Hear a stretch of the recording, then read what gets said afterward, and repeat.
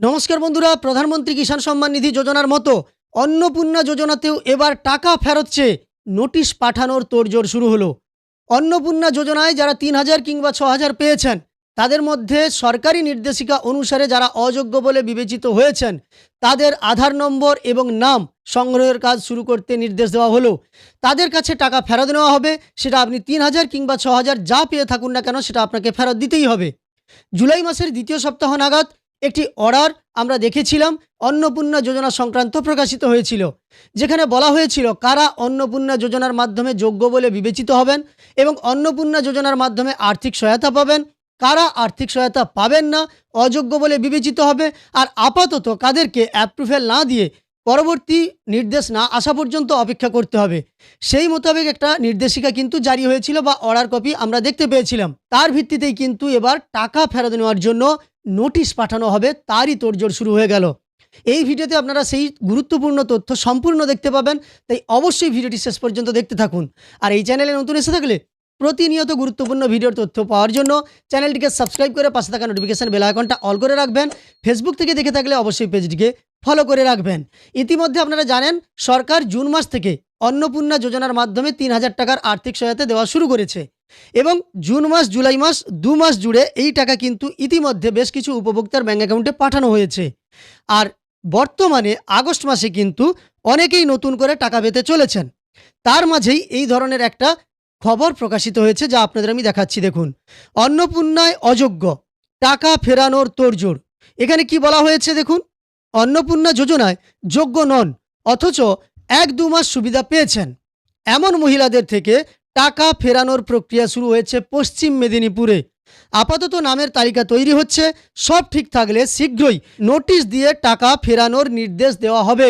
অর্থাৎ এটি একটি জেলার যদিও রিপোর্ট, তবে এই পদ্ধতি বা এই টাকা ফেরানোর জন্য নোটিশ যদি পাঠানো হয় সেটা কেবলমাত্র একটি জেলাতে হবে না, সমস্ত জেলাতেই হবে। তো সেই মতো এখানে যা বলা হয়েছে কাদের টাকা ফেরত নেওয়ার জন্য নোটিশ পাঠানো হবে সেটাই কিন্তু আমরা দেখব। বলা হয়েছে নতুন নির্দেশিকা অনুযায়ী আশাকর্মী, অঙ্গনওয়াড়ি কর্মী, এছাড়াও অঙ্গনওয়াড়ি সহায়িকা, পার্শ্ব শিক্ষক, সিভিক কর্মীরা অন্নপূর্ণা যোজনার সুবিধা পাবেন না। এটাই কিন্তু জুলাই মাসের দ্বিতীয় সপ্তাহে যে অর্ডারটা আমরা দেখেছিলাম সেখানে দেখতে পেয়েছিলাম এই নির্দেশিকাগুলি ছিল। নির্দেশে স্পষ্ট করা হয়েছে যারা সরকারি কোনো কাজের সঙ্গে যুক্ত, পারিশ্রমিক বা ভাতা পান তাদের এই প্রকল্পের আওতার বাইরে রাখা হবে। ওই ৫ পেশার সঙ্গে যুক্তদের কেউ জুলাই মাসের শুরুতে টাকা পেয়েছেন, কেউ জুন জুলাই ২ মাসের শুরুতে টাকা পেয়েছেন এবং নতুন নির্দেশিকা বেরোয় জুলাইয়ের দ্বিতীয় সপ্তাহে। জেলা প্রশাসনের এক আধিকারিক মানছেন কেউ যদি প্রকৃত উপভোক্তা না হন তাকে টাকা ফেরানোর নির্দেশ দেওয়া হবে। অর্থাৎ টাকা ফেরানোর নির্দেশ আসবেই। যারা এই ধরনের উপভোক্তা কিন্তু টাকা পেয়েছেন তাদের কাছে নির্দেশ আসবে বা নোটিশ আসবে টাকা ফেরত চেয়ে। এবার বলা হয়েছে জেলা থেকে নির্দেশ গিয়েছে ব্লকে ব্লকে। ব্লকগুলি সংশ্লিষ্ট মহিলাদের নামের তালিকা প্রস্তুত করছে। দাসপুর ১ নম্বর বিডিওর দপ্তর থেকে সম্প্রতি যেমন চিঠি পাঠানো হয়েছে BMOH, sub inspector of school বা SI, থানার OC, child development project officer বা CDPO প্রমুখের দপ্তরে। BMOH এর দপ্তর থেকে জানা যাবে সংশ্লিষ্ট ব্লকে কর্মরত আশাকর্মীদের নাম। CDPOর দপ্তর থেকে সংশ্লিষ্ট ব্লকে কর্মরত অঙ্গনওয়াড়ি কর্মী এবং অঙ্গনওয়াড়ি সহায়িকার নাম জানা যাবে। থানা থেকে জানা যাবে সংশ্লিষ্ট এলাকায় কর্মরত মহিলা সিভিক কর্মীদের নাম। SI এর দপ্তর থেকে জানা যাবে সংশ্লিষ্ট এলাকায় কর্মরত পার্শ্ব শিক্ষকদের নাম। প্রশাসন সূত্রে খবর, নামের পাশাপাশি এদের আধার নম্বরও জানতে চাওয়া হয়েছে। অযোগ্য উপভোক্তা দ্রুত চিহ্নিত করতেই এই পদক্ষেপ। এই সংবাদে আরও একটু অংশ আছে, সেটাও আপনাদের আমি দেখাচ্ছি। দেখুন, এখানে আরও বলা হয়েছে তৃণমূল আমলের লক্ষ্মীর ভাণ্ডার বিজেপির আমলে হয়েছে অন্নপূর্ণা যোজনা।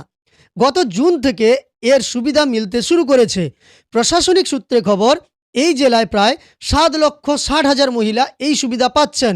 অবশ্য অনেক আবেদনকারীরই দাবি তারা এখনও সুবিধা পাননি। এ নিয়ে বিস্তর ক্ষোভ বিক্ষোভ অসন্তোষ রয়েছে। এবার টাকা ফেরানো নিয়েও ক্ষোভ ঘনাচ্ছে।